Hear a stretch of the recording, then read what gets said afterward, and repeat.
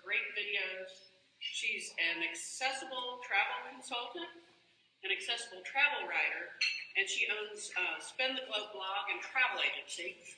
She's a service-disabled Air Force veteran, and this is super interesting, subject matter expert on Mexico's drug war, the author of 3 books, and the former Miss Wheelchair USA 2016.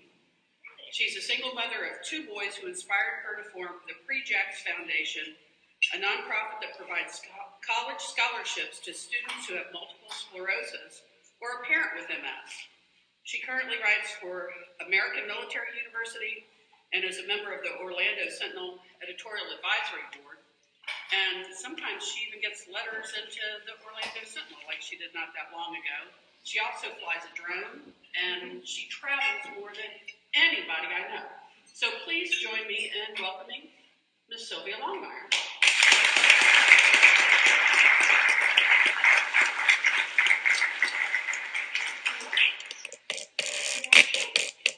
My name is Sylvia, and I'm an addict.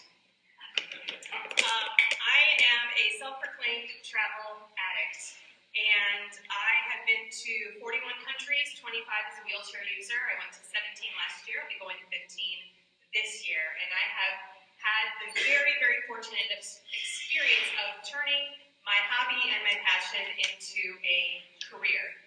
However, this is probably my third career at the age of 43, so it's been kind of a weird and windy road to get to where I am.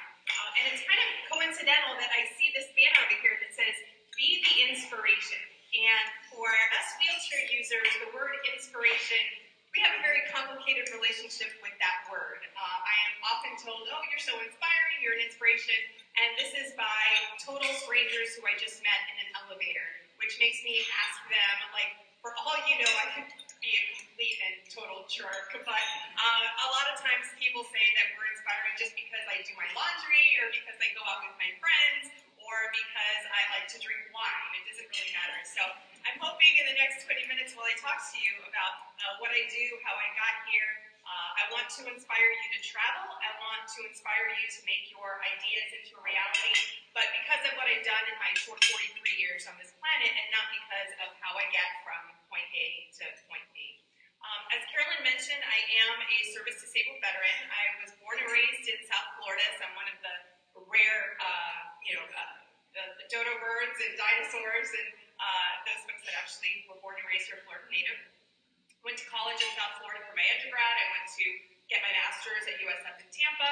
I went through ROTC, so I was in the Air Force for 8.5 years, and actually I was stationed during one of those assignments right down the road at Patrick Air Force Base, where my ex-husband is actually on active duty there. That's where my kids live for the school year. And then in 2005, while I was on active duty, I was diagnosed with multiple sclerosis. I started having some major issues about 3 or 4 weeks before I was supposed to deploy to Kirkuk. And we had lost, I was working as a special agent for the Air Force Office of Special Investigations, and we had lost an agent just a few weeks before that to a mortar. So I kind of half joked that maybe getting diagnosed with MS might have saved my life, but I'll never really know how true that might have been. So after I was diagnosed, I was medically retired. My last assignment, I was working on counterterrorism issues in South America and Latin America, so I had become very familiar with narco-terror groups like the FARC and Shining Path in South America. And we moved out to California. I started working for the state of California as a counterterrorism analyst. And because California is a border state, they're like, well, you know, we're sort of kind of interested in what's going on with South America. We care more about what's happening in Mexico. I'm like, well, I don't know crap about what's happening in Mexico. I work South America, not Central America. And they're like, well, figure it out. So I did, and for the next 4 years, I did nothing but eat, breathe, and sleep the cartels, drug trafficking, weapons smuggling, human trafficking, human smuggling, all those sorts of things. After 4 years, because my ex-husband was on active duty, we had to move to the St. Louis area. I will guarantee you that nobody in the Midwest gives a crap about what's going on in the Southwest border, so I'm going to figure out how am I going to keep doing this from home and kind of keep my fingers in the mix of what's going on the border. Well, I didn't know anybody who had started a business. I didn't know anybody who worked as a consultant. So I just started looking online, and I pretty much Googled how to become a business owner and a consultant. I wrote for free. I was an analyst. journalist. I mean, that's what I do even to this day. No matter what I do, analysis and research has really kind of been my bread and butter. So I started writing for free. I wrote for free, and fortunately I was able to do that because I was married and my ex-husband had a good income. So I wrote for free for about a year and started getting my name out there. And then I pitched my first story to a magazine, to Homeland Security Today, which doesn't exist anymore.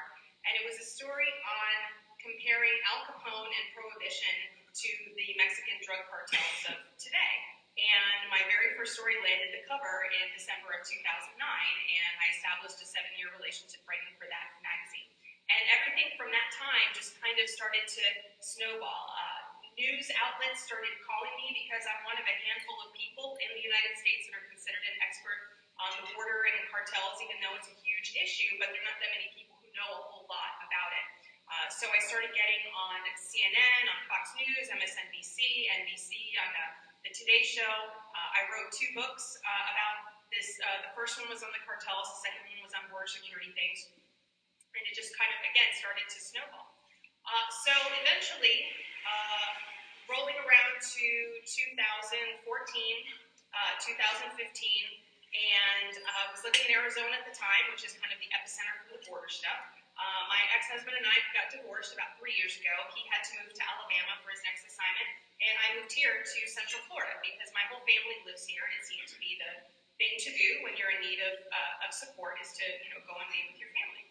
So I moved out here, and my life had kind of turned upside down. My 2 kids were living with my ex-husband during the school year, and all of a sudden I had all of this free time. I kind of had to recuperate. I still had my consulting business, and I decided, well, I was a travel addict before I got married. For whatever reason, my ex-husband totally lost interest in travel after we had kids. I said, well, now I've got all this time, and I kind of really need to heal from everything that's going on in my life, so I want to start traveling again. Except that I can't walk anymore. I've been using a wheelchair full-time for about 4 years. I was using a walker before that because multiple sclerosis is progressive, and I've had it for 13 years now. But I said, you know what? There are other people who travel with walkers, who travel with scooters, and travel with wheelchairs. I had been traveling domestically for work a few times, and I had gotten used to doing what I need to do with the airlines, with the scooter and the walker.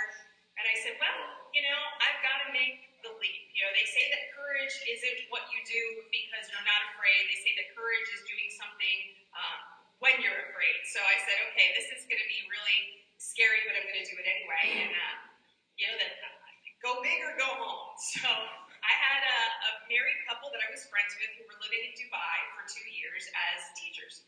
And they had a free place to stay, and they were always inviting people to go out there. And I did my research about the accessibility in Dubai, and apparently it was pretty good. So for my first international trip as a wheelchair user, I flew on Emirates nonstop for 16 hours from Orlando to Dubai with my scooter. And it was my first trip going outside of the United States with the scooter. And it was fantastic. It was absolutely fantastic. And just the fact that I was able to do that, even though I was there with friends, but just going through the whole transport and flying process by myself gave me the courage to keep going. So a few months after that, I went on a cruise to Alaska, and that was fantastic. So I knew that I could cruise with my electric scooter. Then after the summer, I went to Iceland by myself. A couple months after that, I went all the way to Australia by myself. That was a long trip, but it was fantastic. And really the travel bug just kind of came out of hibernation. Now I'm a writer. I've been a professional writer for a long time.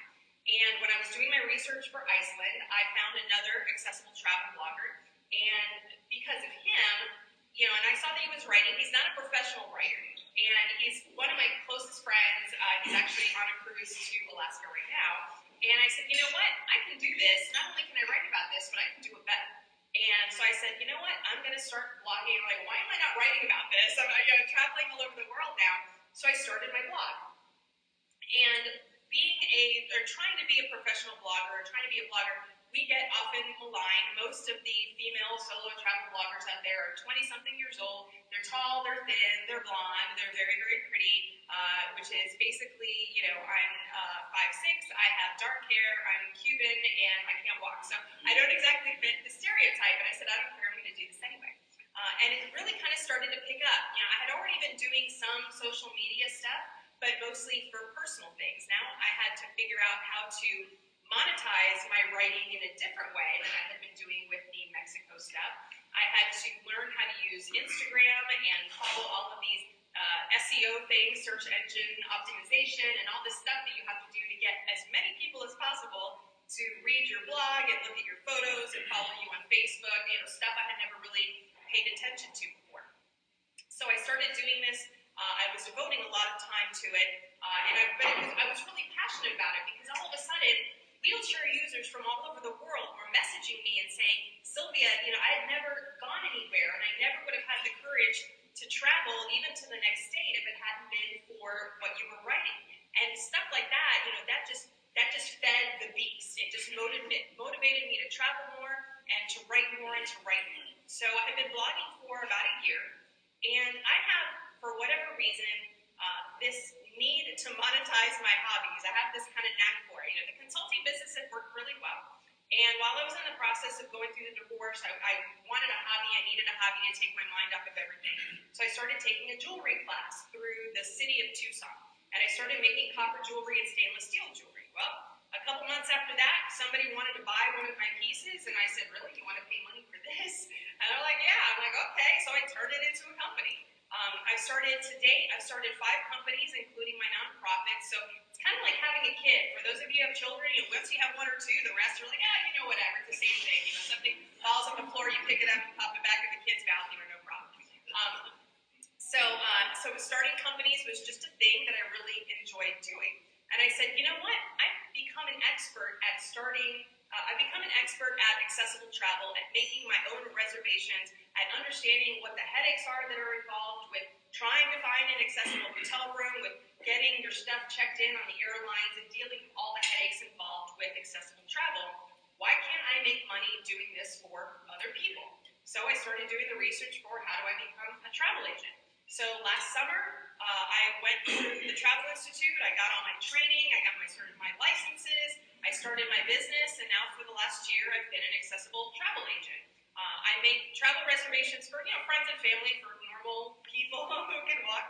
But probably 90 to 95% of my clients are wheelchair users, scooter users, or people with some kind of mobility limitations, and I'm trying to make their travel dreams come true because I've actually been there and done that, and I understand what the challenges are. So these days, my everyday life, I'm sometimes gone more than I'm here. I'm still a little jet lagged. I just got back from Belfast a couple of days ago. I'm going to a travel agent conference next week. After that, I'm going to Romania, to the Czech Republic. For the rest of the year, I'm doing Switzerland. I'm doing South Korea. I'm doing Madrid, Tangier, Gibraltar. I'm going to be gone quite a bit, and I'm going to Argentina next year and trying to work on Armenia and all sorts of other things.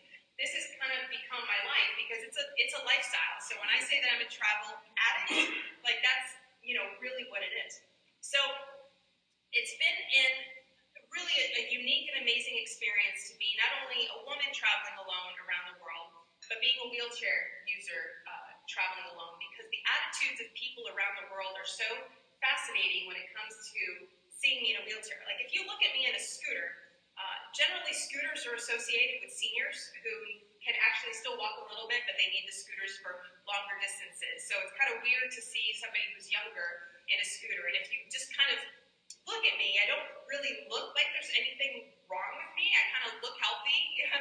So people, I'm a source of kind of curiosity. In the United States, I get some kind of curious looks, but nothing really crazy. However, I was in Hong Kong earlier this year in February, and certain religions, Taoism and Buddhism in China, they believe that you are disabled because you did something terrible in a former life. And a lot of Asian cultures, it's a form of shame, and they kind of hide their wheelchair users, they hide them away from society. So I've been places where I've been looked at with utter disgust, like looking at me like I was a dog who just took a dump in the middle of a church. And in other places, I've been completely ignored, which is actually kind of fantastic because, nobody looking at me like I'm different or I'm just rolling by, and people who don't look at me is actually kind of cool because they're like, oh, okay, whatever, another wheelchair user. So I never know what I'm going to come across. In the Middle East, it's more, again, curiosity more than anything. I have so many travel stories, but I have a limited amount of time to talk, so I'm only going to share with you one travel story, the one that has really impacted me the most during this whole journey. When I was in Dubai, again, this is like the first international trip. On the last day of my travel to Dubai, my friends and I went on a desert safari, and this is like a half-day thing where you spend half the day or half the time in an SUV, just a regular SUV, and you go dune bashing for about an hour. And it's basically like a roller coaster ride where you're going at 45 miles an hour like this and kicking up sand and everything in this caravan of SUVs. It's absolutely crazy. It is totally awesome, and I would recommend that anybody do it if you ever get the chance. So our driver, he was Indian, he was not Arab, and his name was Javid. His name still is Javid. So he's real quiet, right? You know, he helped get me with my friends and everything, helped get me in the front of the SUV. He took us where we needed to go. He was very polite, and he was very quiet. So after we finished dune bashing, we got to the bottom of this really, really tall dune, and the sun's coming down. So everybody's climbing the dune to go take pictures because, I mean, it's nothing but just this vast expanse of these undulating dunes everywhere. Absolutely beautiful, like something you'd see out of a movie.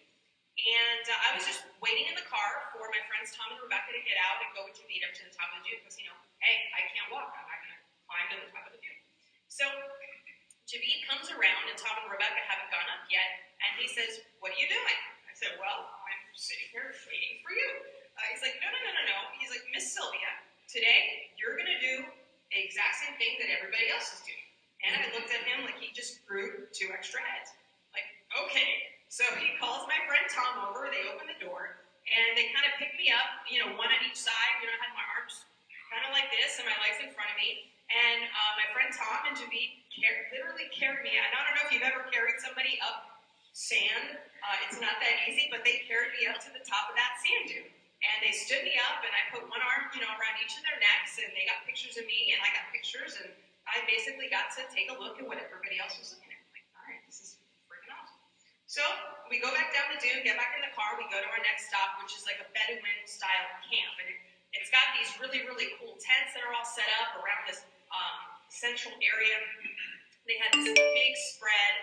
They had belly dancers and a whirling dervish, and they even had an accessible bathroom there, which is absolutely crazy. I got to hold a falcon and drink some tea and eat some dates and get a henna tattoo, and I mean, this was like super, super cool. And they even carried me so I could ride on top of a camel, which was totally insane. But yeah, they carried me the same way, and when I was going to all of these things to get the henna tattoo and all of this other stuff, they put me in a plastic chair, and Javid and a couple of the other guys that were working at the camp picked me up in this chair like I was royalty and carried me around from station to station.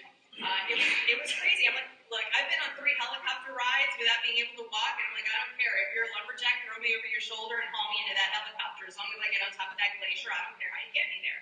But that's just me. Other women don't like being manhandled by lumberjacks like that, apparently. So, but yeah, that's just my gig. So anyway, so we finish up this tour, and we get back in the SUV to take, it's about an hour drive back to Dubai. Tom and Rebecca are passed out in the back seat, and it's dark, and we're coming up with the Dubai skyline, and I mean, it's absolutely crazy, and it's my last day. I'm getting ready to head to the airport in a few hours. So Javid, who has been extremely quiet for the last 5 hours, turns to me, and he says to me out of nowhere, "You remind me very much of my daughter." I was like, okay, and I imagined that he was just saying that I reminded him of his daughter because of the physical appearance, that we just kind of happened to look the same. And so then he proceeded to explain to me, and this was in 2016,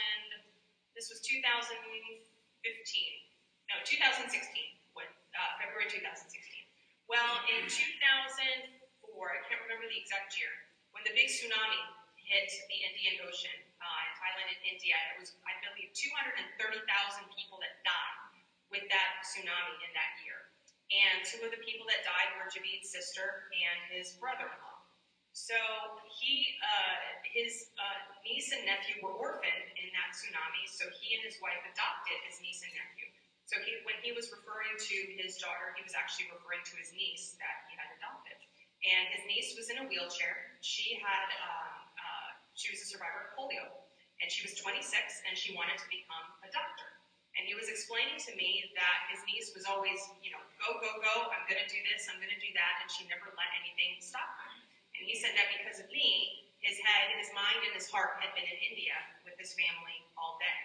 And, that broke me. I mean, it absolutely broke me in half. This is my first, international trip as a wheelchair user. I'm literally halfway across the world, and this man who I just met is telling me, this story. And I'm like, if I can have that impact on this man that I just met, and I'm just paying him to take me, rolling across dunes and to ride on top of camels, this is what I need to be doing. And since then, that's kind of what I've dedicated my life to, and to helping other people do. So, since that time, I've been to Auschwitz in Belfast. I've been to West Belfast, and just saw the peace walls and learned about the war between the Protestants and the Catholics, which is still going on to some extent. To Eastern Europe, to Budapest, to Iceland and New Zealand. I've taken helicopter rides in New Zealand and Alaska, landed on glaciers. I've been to Singapore, Hong Kong, just all over the place. And in the midst of all that, some of my favorite travel experiences, my boys now are 10 and 8, and I took them on the very first cruise just a few weeks ago. We went on a Disney cruise, and they went to the very first country, and I cried when they got their passport stamped for their very first country. So now I'm hoping to kind of pass on that love of travel to my kids. So it's an ongoing thing. I come across challenges all the time. In hotels, people have different ideas of what accessibility means. It's a constant struggle. Even in the United States, we have the Americans with Disabilities Act, which is supposed to give us the impression that every time we go into a business or a hotel or a restaurant, that it's going to be accessible, and many times it's not. In some cases, people think, well, you go to a foreign country and it's going to be terrible, and in some cases, in Europe, it's better than it is here, or in Singapore, it's better than it is here.